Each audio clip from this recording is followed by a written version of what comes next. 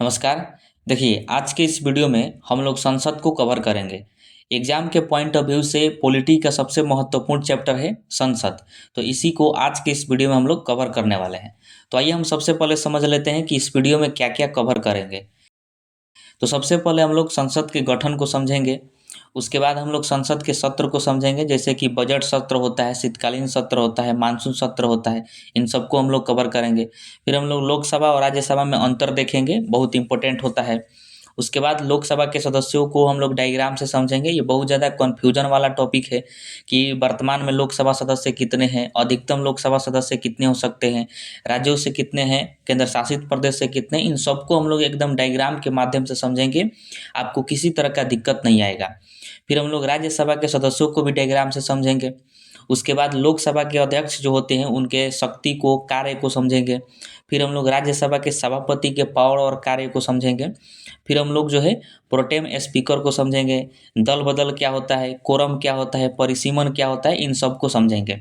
और उसके बाद संसद की कार्रवाई के साधन को समझेंगे, जैसे प्रश्नकाल क्या होता है, शून्यकाल क्या होता है, इन सबको देखेंगे। फिर हम लोग नए संसद भवन के बारे में पढ़ेंगे, इससे एग्जाम में प्रश्न पूछा गया है। और लास्ट में हम लोग प्रीवियस ईयर क्वेश्चन का टेस्ट लगाएंगे, जो कि इम्पोर्टेंट है। तो चलिए अब हम लोग वीडियो को शुरू करते हैं। तो देखिए, आर्टिकल 79 में संसद के गठन की चर्चा की गई है कि देश के अंदर एक संसद का गठन किया जाएगा। ये बात आर्टिकल 79 में कहा गया है, इसको ध्यान रखिएगा। अब संसद का 3 अंग होता है, एक होता है राष्ट्रपति, दूसरा होता है लोकसभा और तीसरा होता है राज्यसभा। राष्ट्रपति के बारे में हम लोग बहुत पहले ही पढ़ चुके हैं। आर्टिकल 52 में राष्ट्रपति के पद की जिक्र किया गया है, तो ये आपको ध्यान रखना है। अब देखिए, पूछा जाता है कि संसद के कितने सदन होते हैं, तो 2 सदन होते हैं, लोकसभा और राज्यसभा। और अंग पूछा जाए तो 3 अंग होते हैं, राष्ट्रपति, लोकसभा और राज्यसभा। ठीक है। अब देखिए, बहुत सारे बच्चों को आर्टिकल याद नहीं रहता है कि संसद की चर्चा किस आर्टिकल में है, लोकसभा की चर्चा किस में है, राज्यसभा की चर्चा किस में है। तो इसके लिए मैंने एक ट्रिक बनाया है। ट्रिक है सरल। ठीक है। आपको केवल ध्यान रखना है सरल। स से हो जाएगा संसद, र से हो जाएगा राज्यसभा और ल से हो जाएगा लोकसभा। और आर्टिकल को भी इसके नीचे जो है सीक्वेंस में लिख देना है। 79, 80 और 81। 79 में संसद की चर्चा है, और 80 में राज्यसभा की चर्चा है, और 81 में लोकसभा की चर्चा है। तो आशा करता हूँ कि आपको ट्रिक के माध्यम से ये तीनों आपको याद हो गया होगा। ठीक है। अब देखिए, संसद का काम है कानून बनाना। देश के अंदर जो है वो कानून बनाता है। बजट पास करना हो तो संसद में ही पास किया जाता है, और संविधान में कोई भी बदलाव करना हो तो संसद में ही बदलाव किया जाता है। अब ये हम समझते हैं संसद का सत्र यानी सेशन। अब देखिए, सत्र यानी सेशन क्या होता है। तो जब लोकसभा और राज्यसभा काम करने के लिए बैठते हैं तो पूरे समय को ही सत्र कहा जाता है, यानी सेशन कहा जाता है। जैसे आप देखे होंगे कि संसद में जो है लोकसभा राज्यसभा में सब खड़े होकर बोलते हैं, प्रश्न पूछते हैं, तो वो सब काम कर रहे हैं, यानी उनका सत्र चल रहा है। जैसे फिलहाल राघव चड्ढा जो है बहुत अच्छे बोल रहे हैं, तो क्या चल रहा है, सत्र ही चल रहा है। तो उसी तरह संसद का जो है 3 सत्र होता है। एक होता है बजट सत्र, दूसरा होता है मानसून सत्र और तीसरा होता है शीतकालीन सत्र। ठीक है। बजट सत्र जो है फरवरी से लेकर मई तक चलता है, मानसून सत्र जुलाई से लेकर अगस्त तक चलता है, और शीतकालीन सत्र नवंबर से दिसंबर तक चलता है। तो ये भी आपको ध्यान रखना है, पूछा जाता है। सबसे इम्पोर्टेंट इसमें पूछा जाएगा कि सबसे बड़ा सत्र कौन सा होता है, तो बजट सत्र होता है। पूछेगा कि संसद का सबसे बड़ा सत्र कौन होता है, तो बजट सत्र होता है, जो कि फरवरी से मई तक चलता है। और सबसे छोटा सत्र कौन होता है, तो शीतकालीन सत्र होता है। ये आपको ध्यान रखना है, इम्पोर्टेंट है। और नोट पॉइंट क्या ध्यान रखना है, तो ध्यान रखिएगा कि 2 सत्रों के बीच जो है 6 माह का अंतर होता है। कई बार एग्जाम में पूछा गया है कि संसद के 2 सत्रों के बीच कितने माह का अंतर देखा जाता है, तो 6 माह का अंतर देखा जाता है। ठीक है। और जो तीनों सत्र है इसको राष्ट्रपति बुलाते हैं, और राष्ट्रपति ही इसको समाप्त करते हैं। जैसे राष्ट्रपति बजट सत्र को बुलाएंगे और उसका सत्रावसान करेंगे, यानी उसको समाप्त कर देंगे। और यह बात जो है आर्टिकल 85 में कहा गया है। तो ये सभी पॉइंट आपको ध्यान रखना है। अब आइए हम लोकसभा और राज्यसभा में अंतर समझते हैं। बहुत इंपॉर्टेंट होता है ये, एग्जाम में डायरेक्टली इससे प्रश्न पूछा जाता है। देखिए, लोकसभा को जो है निम्न सदन कहते हैं, यानी लोअर हाउस के नाम से जाना जाता है। और राज्यसभा को उच्च सदन कहा जाता है, यानी अपर हाउस कहते हैं। लोकसभा को जनता का सदन कहा जाता है, क्योंकि लोकसभा के जितने सदस्य होते हैं उन सबको जनता के द्वारा चुना जाता है, इसलिए लोकसभा को जनता का सदन कहते हैं। और राज्यसभा को राज्यों का सदन कहते हैं, क्योंकि राज्यसभा के जो सदस्य होते हैं उसको एमएलए चुनते हैं, यानी विधायक चुनते हैं, इसलिए राज्यसभा को राज्यों का सदन कहा जाता है। और जो लोकसभा के सदस्य होते हैं उनका चुनाव प्रत्यक्ष रूप से होता है, यानी जनता डायरेक्ट उनको चुनती है। लेकिन राज्यसभा के सदस्यों का चुनाव अप्रत्यक्ष रूप से होता है, उनको डायरेक्ट जनता नहीं चुनती है, जनता के द्वारा जो चुने गए होते हैं वह चुनते हैं राज्यसभा के सदस्यों को। उसके बाद देखिए, लोकसभा के सदस्यों का कार्यकाल जो है 5 वर्ष का होता है। 5 वर्ष के बाद जो है वो अपने पद से हट जाते हैं। लेकिन राज्यसभा के सदस्यों का कार्यकाल 6 वर्ष का होता है। और ध्यान रखिएगा कि जो लोकसभा के सदस्य होते हैं उनका चुनाव होता है तो डायरेक्टली 5 वर्ष के लिए आते हैं, और लोकसभा के जितने सदस्य होते हैं उन सबका चुनाव एक बार में ही हो जाता है। लेकिन जो राज्यसभा के सदस्य होते हैं उन सभी सदस्यों का चुनाव एक बार में नहीं होता है। प्रत्येक 2 साल पर 1/3 सदस्यों का चयन किया जाता है। मतलब 2-2 साल पर 1/3 सदस्य चुने जाते हैं और उनको राज्यसभा में भेजा जाता है। ऐसे फिलहाल में अभी जो है राज्यसभा का चुनाव होने वाला है, जिसमें जो बिहार के मुख्यमंत्री नीतीश कुमार वह राज्यसभा का सदस्य बनने वाले हैं और मुख्यमंत्री का पद छोड़ने वाले हैं। तो ये आपको ध्यान रखना है। और लोकसभा को जो है भंग किया जा सकता है, इसलिए लोकसभा को अस्थायी कहा जाता है। और भंग करने का मतलब जो है, लोकसभा समय से पहले भी भंग हो सकता है, यानी 5 वर्ष पहले भी। जैसे मान लीजिए अगर सांसद जो है किसी पार्टी का भाग गए तो फिर जो है सांसद की संख्या कम हो जाएगी, बहुमत साबित नहीं कर पाएगा, तो लोकसभा जो है भंग हो जाएगा। या फिर जब कार्यकाल पूरा होता है 5 साल का लोकसभा का, तो फिर जो है राष्ट्रपति के द्वारा लोकसभा को भंग कर दिया जाता है, इसलिए इसको अस्थायी कहते हैं। वही देखिए, राज्यसभा जो है कभी भी भंग नहीं होता है, इसलिए इसको अस्थायी कहा जाता है राज्यसभा को।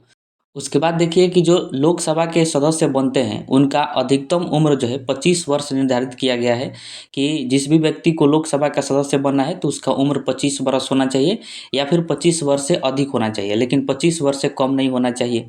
वही राज्यसभा का सदस्य बनने के लिए अधिकतम उम्र सीमा जो है 30 वर्ष है, 30 वर्ष से कम नहीं होना चाहिए। 30 वर्ष से अधिक हो जाए तो वह व्यक्ति जो है राज्यसभा का सदस्य बन सकता है। ठीक है। और सबसे इम्पोर्टेंट है कि जो लोकसभा होते हैं उसमें अधिकतम सदस्य कितने हो सकते हैं, तो ध्यान रखिएगा 552 हो सकते हैं। और जो राज्यसभा है उसमें अधिकतम सदस्य कितने हो सकते हैं, तो 250 हो सकते हैं। 250 से अधिक नहीं हो सकते। 250 से कम हो सकते हैं, ये चलेगा, लेकिन 250 से 251 नहीं होंगे। उसी प्रकार लोकसभा में अधिकतम 552 हो सकते हैं, 553 नहीं होंगे, लेकिन 552 से कम हो सकते हैं। तो ये ध्यान रखिएगा। अब आइए हम समझते हैं, सबसे इम्पोर्टेंट है कि एग्जाम में पूछा जाता है कि लोकसभा में अधिकतम सदस्य 552 होते हैं, तो कहाँ कहाँ से कितने कितने चुने जाते हैं, जैसे राज्यों से कितने आते हैं, केंद्र शासित प्रदेश से कितने आते हैं। आइए उन सबको हम लोग समझते हैं डायग्राम के माध्यम से, आपको 100% क्लियर हो जाएगा और अच्छे से समझ में भी आएगा। तो देखिए, हम लोग समझे कि लोकसभा में अधिकतम सदस्य जो है 552 हो सकते हैं। ये जो है हमारे भारतीय संविधान में कहा गया है। तो देखिए, संविधान में कहा गया है कि 552 सदस्य आखिर कहाँ कहाँ से चुना जाएगा। तो उसमें कहा गया है कि राज्यों से जो है 530 सदस्यों को चुनना है लोकसभा के लिए, और केंद्र शासित प्रदेश से 20 सदस्यों को चुनना है, और 2 एंग्लो इंडियन को चुनना है जो कि राष्ट्रपति के द्वारा चुना जाता है। तो इस तीनों को जोड़िएगा तो कुल जो है 552 सदस्य हो जाएंगे। ठीक है, तो इसको ध्यान रखिएगा। अब देखिए, जो 2 एंग्लो इंडियन राष्ट्रपति के द्वारा चुना जाता है तो उसको जो है 104वां संविधान संशोधन अधिनियम करके 2020 के बाद से एंग्लो इंडियन का प्रावधान को खत्म कर दिया गया, और कह दिया गया कि अब राष्ट्रपति के द्वारा जो है एंग्लो इंडियन का चुनाव नहीं किया जाएगा। तो 552 अधिकतम सदस्य थे, और उसमें से 2 सदस्य जो है हट गए, यानी समाप्त कर दिया गया एंग्लो इंडियन का पद। तो अब टोटल जो है 550 बच गए। तो इम्पोर्टेंट प्रश्न आपसे पूछा जाएगा कि अब जो है लोकसभा में अधिकतम सदस्यों की संख्या कितनी है, तो 550 है। पहले थी 552, लेकिन 2 एंग्लो इंडियन का प्रावधान खत्म कर दिया गया, तो अब जो है 550 हो गया है। ठीक है। अब देखिए, वर्तमान की बात करें तो वर्तमान में लोकसभा में कुल 543 सदस्य हैं। होना चाहिए कितना, 550, लेकिन है 543, यानी 7 जो है कम है। तो अब आइए हम लोग समझते हैं कि 543 सदस्य जो है कहाँ कहाँ से चुने गए हैं, वो इम्पोर्टेंट है। अभी आप समझें कि वर्तमान में लोकसभा सदस्यों की संख्या 543 है। तो 543 कहाँ-कहाँ से चुने गए हैं? तो देखिए, राज्यों से कुल 524 सदस्यों को चुना गया है। आपको पता है कि भारत में वर्तमान में कुल 28 राज्य हैं, तो 28 राज्यों से कुल 524 लोकसभा सदस्यों को चुना गया है। वही केंद्र शासित प्रदेश से कुल 19 लोकसभा सदस्यों को चुना गया है। तो इस तरह अगर आप इसको जोड़िएगा 524 और 19 तो कुल 543 हो जाएंगे, जो कि वर्तमान में लोकसभा के सदस्यों की संख्या है। ठीक है, सबसे इम्पोर्टेंट ये पूछा जाता है कि जो केंद्र शासित प्रदेश से 19 लोकसभा सदस्यों को चुना गया है वह किस किस केंद्र शासित प्रदेश से चुना गया है। तो देखिए, दिल्ली से जो है 7 लोकसभा सदस्य चुने गए हैं, जम्मू कश्मीर से 5 लोकसभा सदस्य चुने गए हैं, और जो अन्य केंद्र शासित प्रदेश बच गए उनसे 7 लोकसभा सदस्यों को चुना गया है। इस तरह जो है कुल केंद्र शासित प्रदेशों से कुल 19 सदस्यों को चुना गया है जो कि लोकसभा में गए हैं। ठीक है, और वर्तमान में आपको पता है कि कुल 8 केंद्र शासित प्रदेश है, तो 8 केंद्र शासित प्रदेश से कुल 19 लोकसभा सदस्यों को चुना गया है और राज्यों से 524 चुना गया है। इस प्रकार जो है कुल 543 सदस्य हो जाते हैं वर्तमान लोकसभा में। ठीक है, अब देखिए लोकसभा में एससी और एसटी के लिए सीटें आरक्षित की गई है और इसकी चर्चा जो है आर्टिकल 330 में बताया गया है, तो ये आपको ध्यान रखना है। देखिए, इसमें कहा गया है कि जो अनुसूचित जाति हैं यानी जो एससी हैं उनके लिए 84 सीट रहेगा, और जो अनुसूचित जाति हैं यानी एसटी हैं उनके लिए 47 सीट रहेगा। मतलब जो लोकसभा में अधिकतम सदस्यों की संख्या है 550, उन 550 में से 84 जो है एससी जाति के लोग रहेंगे और 47 एसटी जाति के लोग रहेंगे, और उसके बाद जो भी अदर कास्ट है वो सबके उसमें भरा जाएगा। और परसेंटेज की बात करें तो जो एससी है उनका परसेंटेज है 15.47%, और वही जो अनुसूचित जनजाति यानी एसटी है उनका परसेंटेज है 8.66%। ठीक है, तो इसको ध्यान रखिएगा। टोटल पूछा जाता है कि लोकसभा में टोटल आरक्षित सीटें कितने हैं, तो 131 है, यानी 550 में से कुल 131 सदस्य जो है एससी और एसटी के रहेंगे, और टोटल परसेंटेज पूछा जाए तो 24.12% होगा। ठीक है, तो इम्पोर्टेंट है, ये पूछा गया है, टोटल ध्यान रखना है। अब आइए हम राज्यसभा को समझते हैं। देखिए, हम लोग समझे इसके पहले कि राज्यसभा में अधिकतम सदस्यों की संख्या जो है 250 होता है। ये हमारे भारतीय संविधान में कहा गया है, और उसी में बताया गया है कि 250 सदस्य कहाँ कहाँ से आएंगे। तो उसमें कहा गया है कि राज्यों से कुल 230 सदस्यों को चुनना है राज्यसभा सदस्य के लिए, और केंद्र शासित प्रदेश से 8 सदस्यों को चुनना है, और राष्ट्रपति द्वारा जो है 12 सदस्यों को मनोनीत किया जाएगा। तो इस प्रकार टोटल को जोड़ेंगे तो 250 सदस्य हो जाएंगे। तो उसी में कहा गया है कि 250 से कम हो सकते हैं लेकिन 250 से ज़्यादा नहीं हो सकते हैं। और आपको पता है कि वर्तमान में जो है राज्यसभा सदस्यों की संख्या 245 है, यानी 250 से कम है। तो हमें समझना है कि 245 कहाँ कहाँ से कितने कितने आए हैं, आइए उसको हम लोग समझते हैं। तो देखिए, आप समझ चुके हैं कि वर्तमान में राज्यसभा सदस्यों की संख्या 245 है। तो 245 कहाँ कहाँ से चुने गए हैं, तो देखिए, राज्यों से कुल 225 सदस्यों को चुने गए हैं। हालांकि इसके पहले हम लोग पढ़े कि राज्यों से कितना चुनना था, तो 230, लेकिन 230 नहीं चुना गया है, कुल 225 ही चुना गया है। और केंद्र शासित प्रदेश से कुल 8 सदस्यों को चुना गया है, और राष्ट्रपति द्वारा जो है 12 सदस्यों को मनोनीत किया गया है। तो इस तरह इन तीनों को जोड़िएगा 225, 8 और 12 तो 245 हो जाएंगे, यानी राज्यसभा में वर्तमान सदस्यों की संख्या 245 हो जाएगा। ठीक है, तो इसको ध्यान रखिएगा। अब देखिए, ये भी पूछा जाता है कि केंद्र शासित प्रदेश से 8 चुने गए हैं, तो किस किस केंद्र शासित प्रदेश से चुने गए हैं, तो ध्यान रखिएगा। दिल्ली से कुल 3 राज्यसभा सदस्यों को चुना गया है, जम्मू कश्मीर से कुल 4 राज्यसभा सदस्यों को चुना गया है, और एक केंद्र शासित प्रदेश है पुदुचेरी, पुदुचेरी से 1 चुना गया है। तो 4 3 7 और 1 8, इस प्रकार केंद्र शासित प्रदेश से कुल 8 सदस्यों को चुना गया है राज्यसभा के लिए, और राष्ट्रपति तो 12 सदस्य मनोनीत करते हैं, और राज्यों से कुल 225 चुना गया है, जो कि चुनना था 230, लेकिन 5 ठो जो है कम चुना गया है। तो इस तरह 245 हो जाते हैं। तो इन सबको ध्यान रखिएगा, बहुत इंपॉर्टेंट है। एग्जाम में आपसे डायरेक्टली पूछेगा कि केंद्र शासित प्रदेश से राज्यसभा सदस्यों की संख्या कितनी है, तो 8 है। या फिर पूछ सकता है कि दिल्ली केंद्र शासित प्रदेश है, उससे राज्यसभा सदस्यों की संख्या कितनी है, तो 3 है। ठीक है, अब आइए हम सांसदों की योग्यता समझते हैं, और ध्यान रखिएगा इसकी चर्चा जो है आर्टिकल 84 में किया गया है। आपसे पूछेगा कि भारतीय संविधान के किस आर्टिकल में सांसदों की योग्यता बताया गया है, तो आर्टिकल 84 में बताया गया है। अब देखिए, लोकसभा और राज्यसभा दोनों के सदस्यों को सांसद के नाम से जाना जाता है, और उसी की योग्यता हम लोग समझते हैं। सबसे पहला योग्यता यही है कि वो भारत का नागरिक हो। अगर कोई व्यक्ति भारत का नागरिक नहीं है तो सबसे पहले वो भारत की नागरिकता लेगा, और उसके बाद जो है वो सांसद बन सकता है। दूसरा है कि पागल या दिवालिया ना हो। पागल का मतलब तो आप समझते हैं, दिवालिया का मतलब हुआ कि किसी व्यक्ति के पास उसके औकात से ज़्यादा कर्जा ना हो। अगर ऐसा कर्जा है तो उसको हम लोग दिवालिया कहेंगे। जैसे किसी व्यक्ति का टोटल संपत्ति जो है 100 रुपया का है, लेकिन उसके पास कर्जा जो है 1 लाख हो गया है, तो हम उसको कहेंगे दिवालिया है। तो ऐसे व्यक्ति जो है ना ही लोकसभा का सदस्य बन सकता है और ना ही राज्यसभा का सदस्य बन सकता है। उसके बाद है कि किसी लाभ के पद पर ना हो। अगर कोई व्यक्ति लाभ के पद पर है और वह सांसद बन जाता है, तो सबसे पहले उस लाभ के पद से इस्तीफा देगा, उसके बाद ही लोकसभा या फिर राज्यसभा का सदस्य बन सकता है। जैसे अगर मान लीजिए कोई व्यक्ति है और वह एमएलए है, किसी राज्य में विधायक है, और वह लोकसभा का भी सदस्य चुन चुन लिया जाता है, तो सबसे पहले वो विधायक से इस्तीफा देगा और उसके बाद जो है वो लोकसभा का सदस्य बन सकता है। मतलब लाभ के पद पर नहीं होना चाहिए, ठीक है। उसके बाद है कि लोकसभा सदस्य के लिए जो है उम्र सीमा रखा गया है 25 वर्ष, यानी 25 वर्ष से कम नहीं होना चाहिए। 25 वर्ष से अधिक हो जाए वही व्यक्ति लोकसभा का सदस्य बन सकता है। वही राज्यसभा सदस्य के लिए जो है उम्र 30 वर्ष रखा गया है। 30 वर्ष से कम नहीं होना चाहिए। 30 वर्ष से अधिक हो तो वह राज्यसभा का सदस्य बन सकता है। तो यह ध्यान रखिएगा, इम्पोर्टेंट है। अब आइए हम लोकसभा अध्यक्ष के कार्य एवं अधिकार को समझते हैं। देखिए, इसकी चर्चा जो है आर्टिकल 93 में किया गया है, तो ये आपको ध्यान रखना है।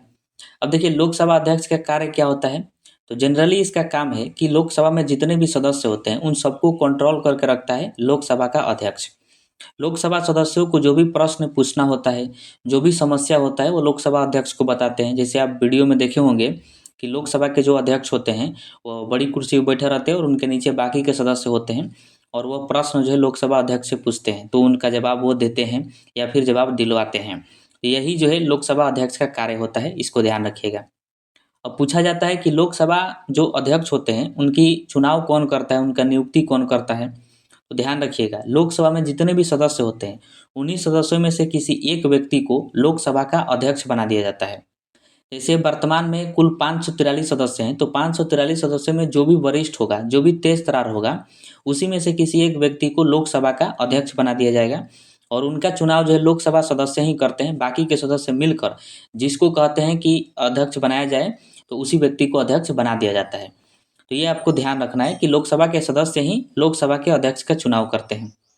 अब देखिए, लोकसभा का अध्यक्ष अपना त्यागपत्र किसे देता है, तो उपाध्यक्ष को देता है। ये आपको ध्यान रखना है। उपाध्यक्ष जो है अध्यक्ष से छोटा होता है, तो जब भी लोकसभा अध्यक्ष को अपना त्यागपत्र देना होता है तो उपाध्यक्ष को सौंप देते हैं।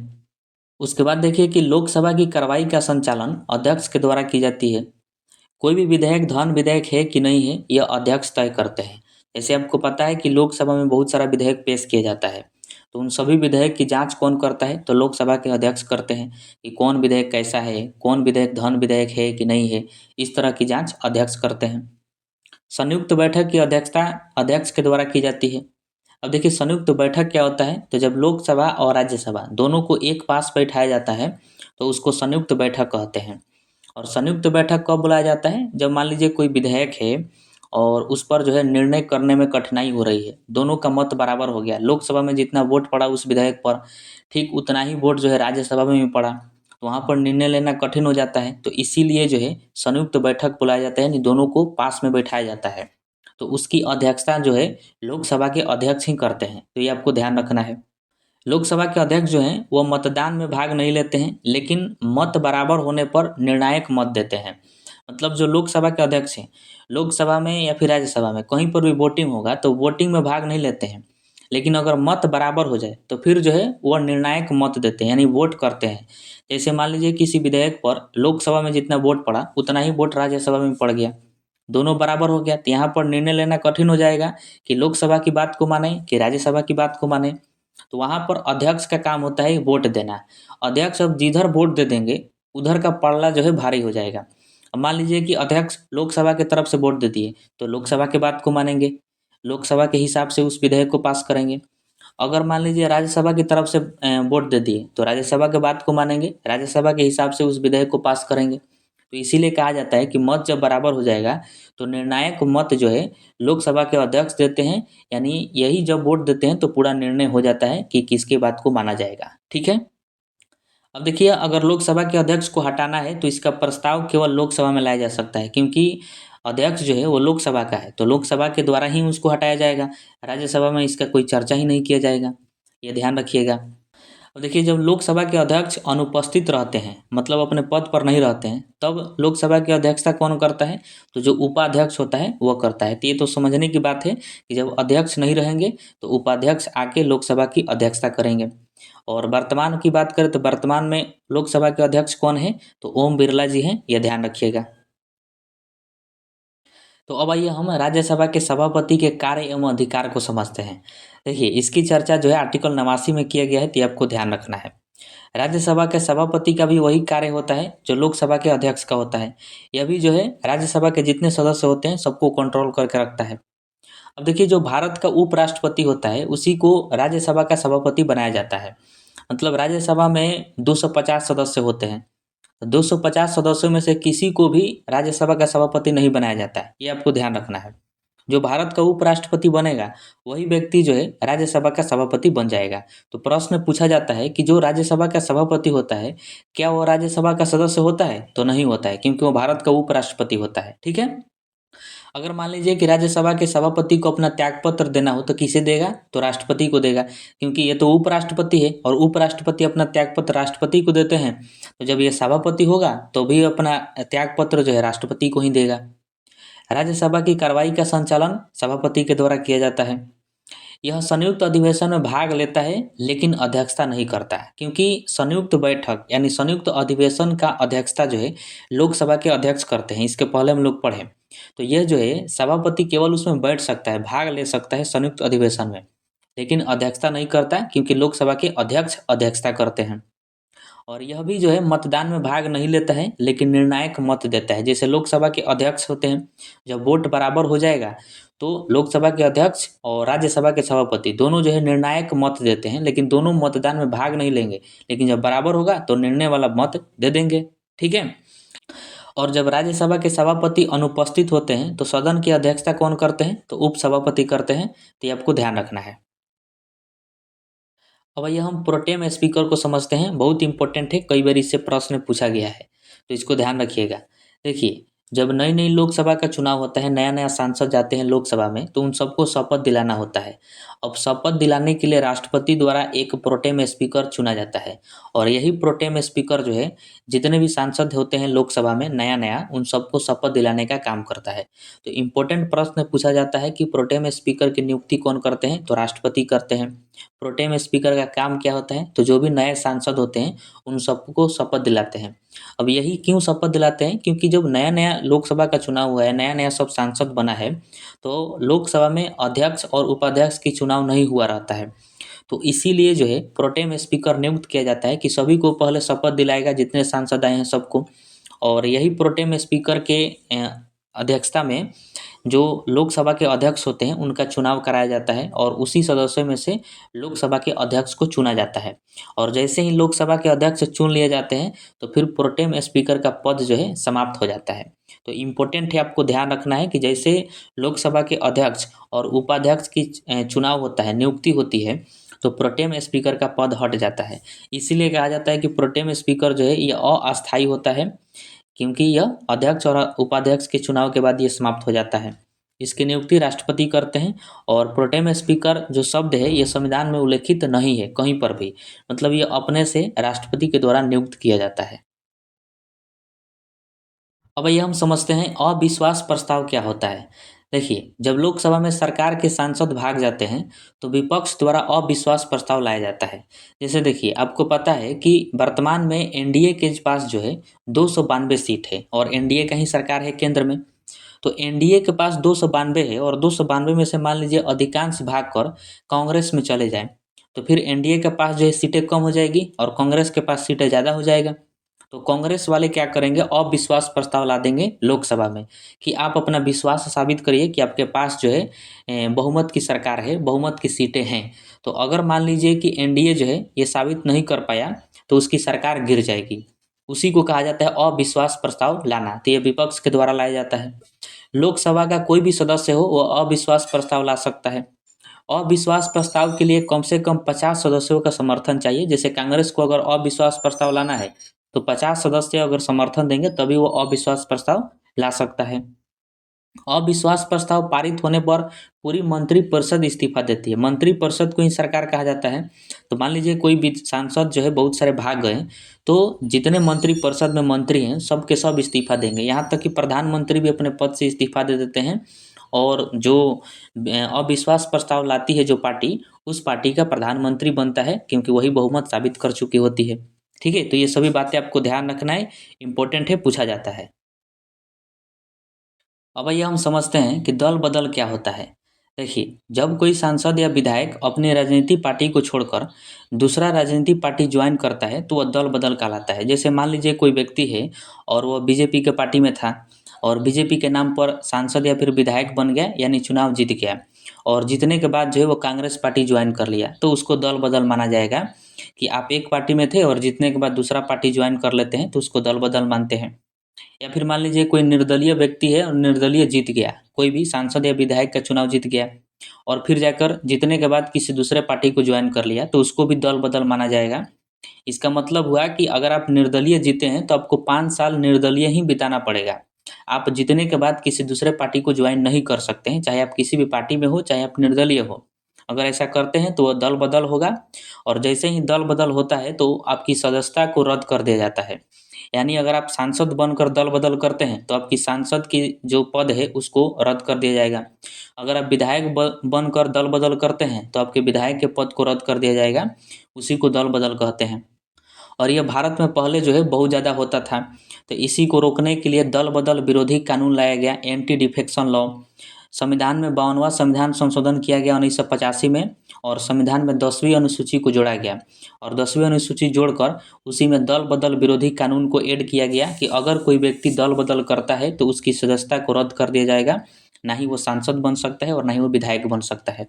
तो वेरी वेरी इंपॉर्टेंट प्रश्न आपसे पूछा जाता है कि दल बदल विरोधी कानून कब लाया गया था, तो 1985 में लाया गया था 52वां संविधान संशोधन करके। और संविधान में कौन सी अनुसूची जोड़ा गया था, तो 10वीं अनुसूची। या फिर ऐसे भी पूछा जाता है कि 10वीं अनुसूची किससे संबंधित है, तो दल बदल से संबंधित है। इसको ट्रिक से भी याद कर सकते हैं, 10 से 10वीं अनुसूची और 10 से दल बदल। ठीक है। उसके बाद हम लोग समझते हैं कोरम, और कोरम को ही गणपूर्ति कहा जाता है, और इसकी चर्चा आर्टिकल 100 में किया गया है, तो ये आपको ध्यान रखना है। अब देखिए, कोरम का मतलब क्या होता है कि कार्रवाई चालू करने के लिए न्यूनतम सदस्य चाहिए, उसी को कोरम कहते हैं। जैसे लोकसभा में 550 अधिकतम सदस्य हैं, तो 550 में अगर 1/10 सदस्य उपस्थित रहेंगे तभी जाके लोकसभा की कार्रवाई चालू किया जाएगा लोकसभा के अध्यक्ष द्वारा। यानी 550 का अगर हम 1/10 निकालते हैं तो कितना आएगा, 55 आएगा। यानी लोकसभा में जब भी 55 सदस्य उपस्थित होंगे तब जाके लोकसभा की कार्रवाई चालू करेंगे लोकसभा के अध्यक्ष। अगर 55 से एक भी कम होगा तो लोकसभा की कार्रवाई चालू नहीं किया जाएगा। उसी प्रकार आपको पता है कि राज्यसभा में कुल जो है 250 अधिकतम सदस्य हो सकते हैं, तो 250 का 1/10 निकालेंगे तो कितना आएगा, 25 आएगा। यानी राज्यसभा का अगर कार्रवाई चालू करना है तो कम से कम 25 सदस्य उपस्थित होना चाहिए। अगर 25 से कम होंगे, यानी 24 होंगे, 23 होंगे, तो राज्यसभा की कार्रवाई चालू नहीं की जाएगी। 25 से होंगे या फिर 25 से अधिक होंगे तब जाके राज्यसभा की कार्रवाई चालू करेंगे राज्यसभा के सभापति। ठीक है, तो उसी को कोरम कहा जाता है। आपको ध्यान रखना है कि लोकसभा और राज्यसभा के लिए कोरम कितना निर्धारित किया गया है, तो 1/10 सदस्य उपस्थित होना चाहिए, और इसका चर्चा आर्टिकल 100 में किया गया है। उसके बाद देखिए, आर्टिकल 82 में कहा गया है लोकसभा निर्वाचन क्षेत्रों के परिसीमन की चर्चा किया गया है। यानी आर्टिकल 82 में परिसीमन की चर्चा किया गया है, तो इसको ध्यान रखिएगा। अब देखिए, परिसीमन का मतलब क्या होता है, तो आर्टिकल 82 कहता है कि जब भी देश के अंदर जनगणना होगा तो जो लोकसभा की सीटें तय की गई है उसको चेंज किया जा सकता है। यानी आपको पता है कि वर्तमान में लोकसभा के अधिकतम सदस्यों की संख्या कितना है, तो 550 है। तो जब जब जनगणना होगा देश के अंदर, तो जनगणना के बाद 550 से अधिक सीटें भी किया जा सकता है, 550 से कम भी किया जा सकता है। मतलब आर्टिकल 82 ये टोटली कहता है कि जब जनगणना होगा तब लोकसभा की सीटें चेंज किया जा सकता है, यानी बढ़ाया भी जा सकता है और घटाया भी जा सकता है जनसंख्या के अनुसार, जब जब जनगणना होगा तब तब। और वर्तमान में आपको पता है कि 550 अधिकतम सदस्यों की संख्या है, तो किस जनगणना के पर आधारित है, तो 1971 के जनगणना पर आधारित है। अब ये कहा गया कि प्रत्येक 10 साल पर जनगणना होता है, तो प्रत्येक 10 साल पर जो है सीटें चेंज करना होगा, लोकसभा का, तो ये बार बार कौन चेंज करेगा। इसीलिए 2003 में 51वां संविधान संशोधन किया गया और इसमें कह दिया गया कि लोकसभा की और विधानसभा की जो सीटें हैं वो 2026 तक चेंज नहीं होगी।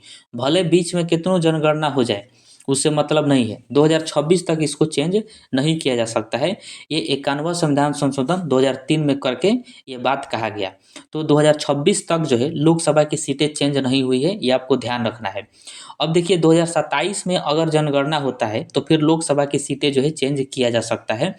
550 से बढ़ाया भी जा सकता है या फिर 550 से घटाया भी जा सकता है। ठीक है, तो ये आपको ध्यान रखना है, बहुत इंपॉर्टेंट है कि आर्टिकल 42 में परिसीमन की बात की गई है कि जब जब जनगणना होगा, जब जब गिनती किया जाएगा जनसंख्या का, तो जो लोकसभा की सीटें हैं उसमें चेंजिंग किया जा सकता है, बढ़ाया भी जा सकता है, घटाया भी जा सकता है। लेकिन 2003 में रोक लगा दिया गया कि 2026 तक चेंज नहीं किया जाएगा, 2026 के बाद ही चेंज किया जा सकता है।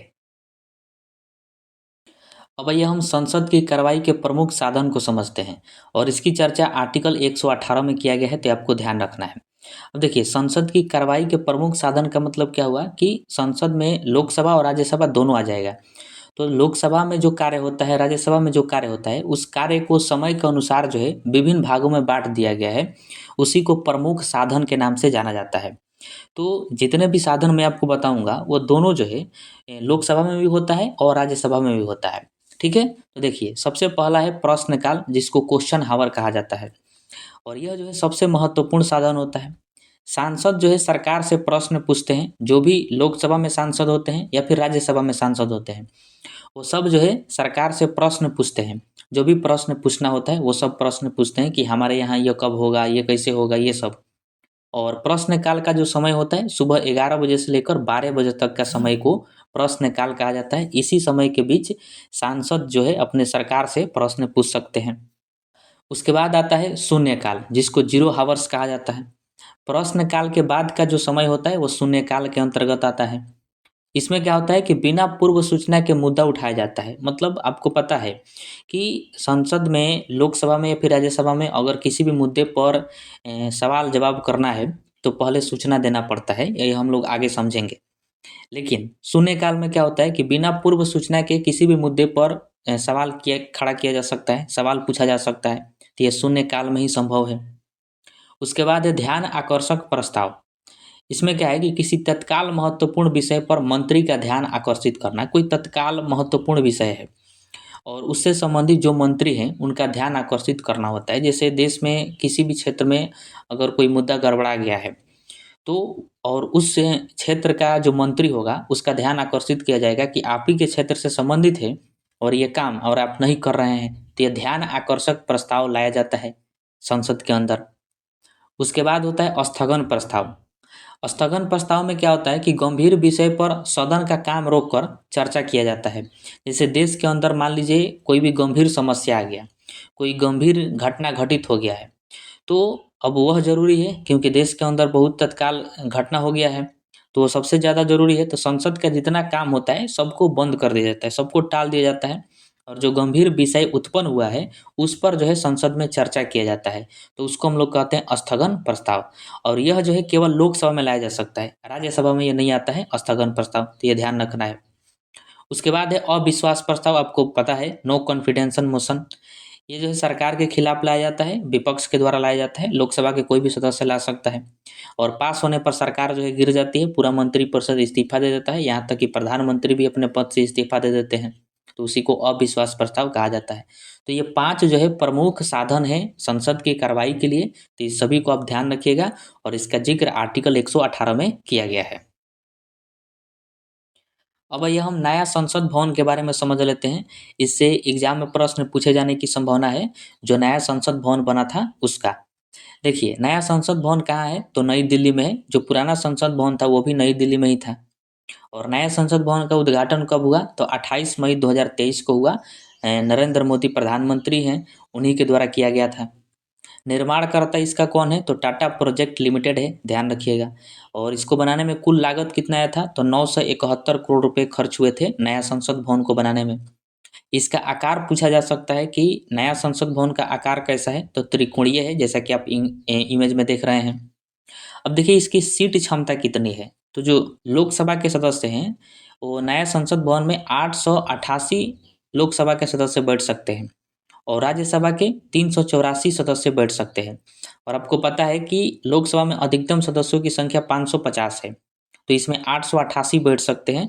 यानी अगर भविष्य में चेंजिंग भी किया जाता है लोकसभा सदस्यों में, बढ़ाया जाता है, तो भी कोई दिक्कत होने वाला इसमें नहीं है। वही राज्यसभा के अधिकतम सदस्यों की संख्या 250 है, तो इसको भी अगर बढ़ाया जाता है तो भी दिक्कत नहीं होगा, क्योंकि नया संसद भवन में 384 राज्यसभा के सदस्य बैठ सकते हैं। और संयुक्त सत्र की भी व्यवस्था है, 1272 जो है संयुक्त सत्र में सदस्य बैठ सकते हैं, यानी दोनों को जोड़ दिया जाए तो 1272 होता है, तो इसको ध्यान रखिएगा। अब देखिए थीम भी पूछे जाने की संभावना है इसकी, कि नया संसद भवन जो है उसमें लोकसभा का थीम क्या है, तो राष्ट्रीय पक्षी है जो कि मोर है, और राज्यसभा का थीम क्या है, तो राष्ट्रीय फूल है जो कि कमल है। तो ये बातों को आप ध्यान रखिएगा। तो हम लोग जो है पूरे अच्छे से थ्योरी को कंप्लीट कर लिए। संसद में जो भी टॉपिक आता है, जिस भी टॉपिक से प्रश्न एग्जाम में पूछा जाता है, सभी को हम लोग अच्छे से एकदम कंप्लीट कर लिया है। अब जो है हम लोग प्रीवियस ईयर क्वेश्चन का टेस्ट लगाते हैं। बहुत इंपॉर्टेंट प्रश्न है, 10 प्रश्न है, फटाफट देखेंगे। अगर आपको पता होगा इसका आंसर तो आप नीचे कमेंट बॉक्स में बताइएगा, क्योंकि आप पूरे थ्योरी को पढ़ चुके हैं। देखिए पहला प्रश्न है कि भारत की संसद का सत्र किसके द्वारा बुलाया जाता है। तो ध्यान रखिएगा, संसद के सत्र बुलाने का काम राष्ट्रपति का होता है, लेकिन सत्र की अध्यक्षता कौन करते हैं, तो लोकसभा के अध्यक्ष करते हैं। तो इसका right answer option number C हो जाएगा, राष्ट्रपति, क्योंकि इसमें कह रहा है कि संसद का सत्र कौन बुलाता है, तो राष्ट्रपति बुलाते हैं, लेकिन अध्यक्षता लोकसभा के अध्यक्ष द्वारा की जाती है। ठीक है। अगला प्रश्न है कि दो सत्रों के बीच अधिकतम कितना अंतर हो सकता है। तो जब मैं आपको सत्र बता रहा था तो उसमें मैंने आपको बताया था कि दो सत्रों के बीच अधिकतम 6 महीना का अंतर होता है। तो इसका right answer option number B हो जाएगा। अगला प्रश्न है कि लोकसभा में कोरम कुल सदस्यों का कितना होता है। तो मैंने आपको ये भी बताया कि 1/10 होता है। यानी कोरम का मतलब हुआ कि न्यूनतम सदस्य कितने होने चाहिए कार्रवाई को चालू करने के लिए। तो लोकसभा में और राज्यसभा में दोनों की कार्रवाई चालू करना हो तो 1/10 सदस्य होना चाहिए कुल सदस्यों का। तो इसका right answer option number C हो जाएगा। और यह बात किस आर्टिकल में कहा गया है ये आप कमेंट बॉक्स में बताइएगा, मैं आपको बताया हूँ। उसके बाद प्रश्न है कि लोकसभा के अध्यक्ष को कौन हटाता है। तो देखिए लोकसभा के अध्यक्ष को हटाने का पावर किसके पास है, तो लोकसभा के सदस्यों के पास ही है। तो इसका right answer option number C हो जाएगा कि लोकसभा के सदस्य अगर चाहें तो लोकसभा के अध्यक्ष को हटा सकते हैं। अगला प्रश्न है कि राज्यसभा का पदेन सभापति कौन होता है। तो जो उपराष्ट्रपति होते हैं वही राज्यसभा का पदेन सभापति बनते हैं। तो right answer option number C हो जाएगा। उसके बाद है कि प्रोटेम स्पीकर की नियुक्ति कौन करता है। तो मैंने आपको बताया था कि राष्ट्रपति करते हैं। तो इसका right answer option number B है, राष्ट्रपति के द्वारा की जाती है। उसके बाद है कि दल बदल विरोधी कानून किस संविधान संशोधन द्वारा जोड़ा गया था। तो ये आपको नीचे कमेंट बॉक्स में बताना है एकदम डिटेल्स में कि किस संविधान संशोधन द्वारा जोड़ा गया था, कौन सी अनुसूची जोड़ी गई और कौन सा सन था, ये सब बताइएगा। अगला प्रश्न है कि परिसीमन का उद्देश्य क्या है। तो देखिए परिसीमन का उद्देश्य राज्यों की सीमा तय करना, ये भी नहीं है। निर्वाचन क्षेत्रों की सीमा तय करना, हाँ बिल्कुल, इसका right answer option number B हो जाएगा। निर्वाचन क्षेत्रों की सीमा तय करना परिसीमन का उद्देश्य होता है। अगला है कि संसद की कार्रवाई का सबसे प्रमुख साधन क्या माना जाता है। तो देखिए सबसे प्रमुख साधन जो है वो प्रश्नकाल होता है, क्योंकि प्रश्नकाल में ही सांसद जो है वो सरकार से प्रश्न पूछते हैं कि ये कैसे होगा, ये क्यों नहीं हुआ, इस तरह का प्रश्न। इसीलिए संसद की कार्रवाई का सबसे प्रमुख साधन माना जाता है प्रश्नकाल को, और इसको हम लोग अभी पढ़े। और लास्ट प्रश्न है कि नया संसद भवन जो है किस वर्ष राष्ट्र को समर्पित किया गया, मतलब किस वर्ष ये बना। तो मैंने आपको बताया था 28 मई 2023 को नया संसद भवन का जो है उद्घाटन किया गया था, यानी उसी दिन ये बना, नरेंद्र मोदी जी के द्वारा उद्घाटन किया गया था। ठीक है।